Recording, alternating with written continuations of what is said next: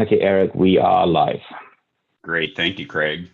You're welcome. Thank you all for joining us today for this annual 2020 annual report on the implementation status of Proposition 400. This is a public hearing to go through. We're going to go through a short presentation on the report, and then take any member agency comments and questions, and any public comments that anybody has on the report and Proposition 400.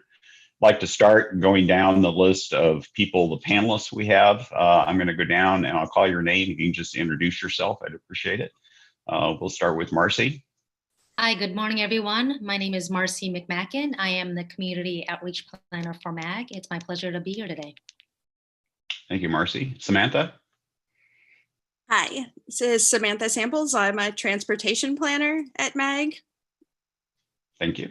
John. I'm Bolin, Transportation, Economic, and Finance Program Manager with MAG. Thank you, John. Tim. Good morning, Tim Stroh, Transportation Policy and Planning Director with MAG. Thank you, Tim. Carol Ketcherside. Good morning, Carol Ketcherside, Deputy Director for Planning and Development with Valley Metro. Happy to be here. Thank you. Jesus. See him on. You're muted. Okay. Joe Bauer. Good morning. This is Joe Bauer with the City of Phoenix Public Transit Department. Thank you. Patrick Stone. Good morning, everyone. Patrick Stone, Transportation Improvement Program Supervisor with MAG. Thank you, Patrick. Clem Lagaki.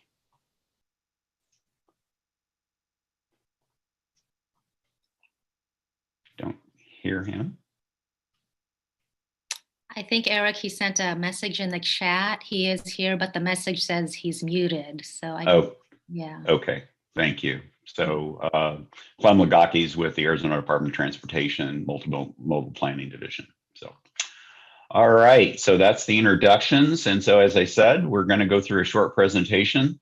I'm going to turn it over to Samantha Samples, who's going to conduct the presentation, and we'll come back and provide an opportunity for any member agency comments and questions, and then, of course, public comments. So, Samantha, you want to take it away? All right. Yes. Thank you, Eric. So, all right. Yes. So this is the implementation status of Prop 400 public hearing. So next slide, please. And just giving an overview, the state statute requires that we have the annual report and the public hearing on Prop 400 every year. So that covers the 3 life cycle programs, the freeway, arterial, and transit life cycle. The report addresses a combination of factors: the project status of various projects, the financing, as well as the outlook for implementation. And this is the 16th annual report that we've had. Next slide, please. So this slide shows the revenue projections as we're moving forward. This is comparing last year's report for 2019 with 2020. This information was done in the fall.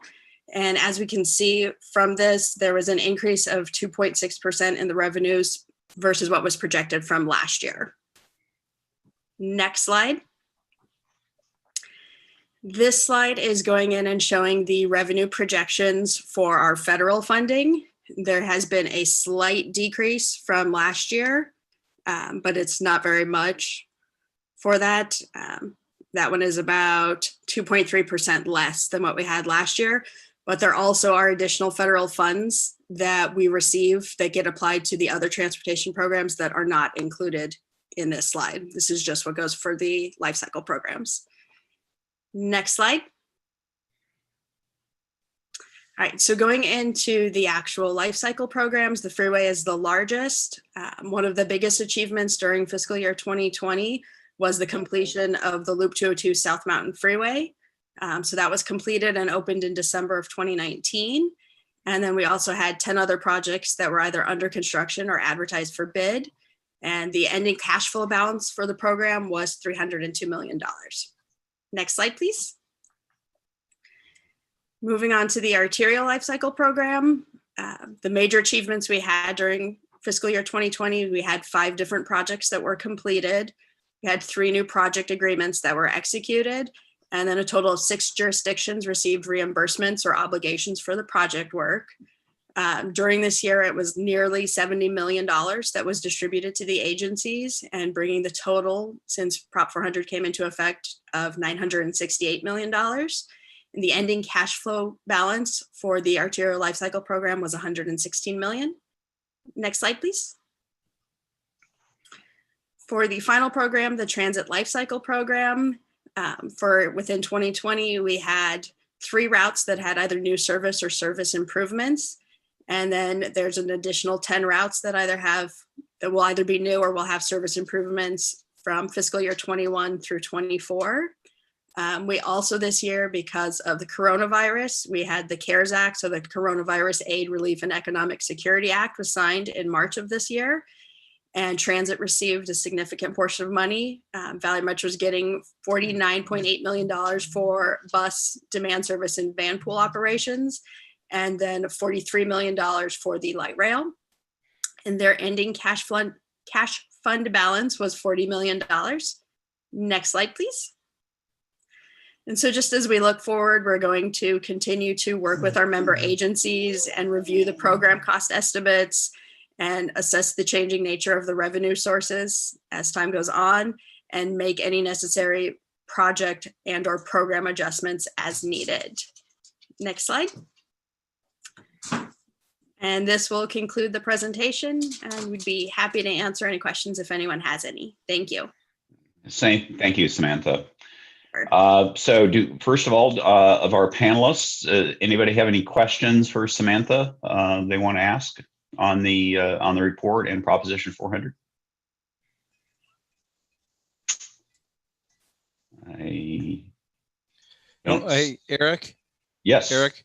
Yeah, this is Ken Kessler from Phoenix. I just want to, I was curious why you didn't call me out, but I just realized I got the meeting invitation forwarded from Jesus. So where you see Jesus, that's actually me in the meeting.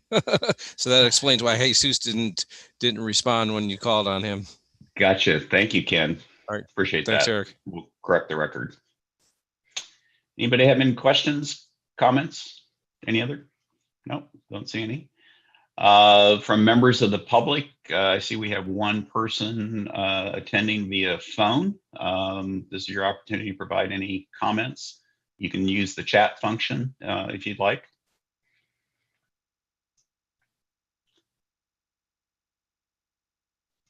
I don't see any response.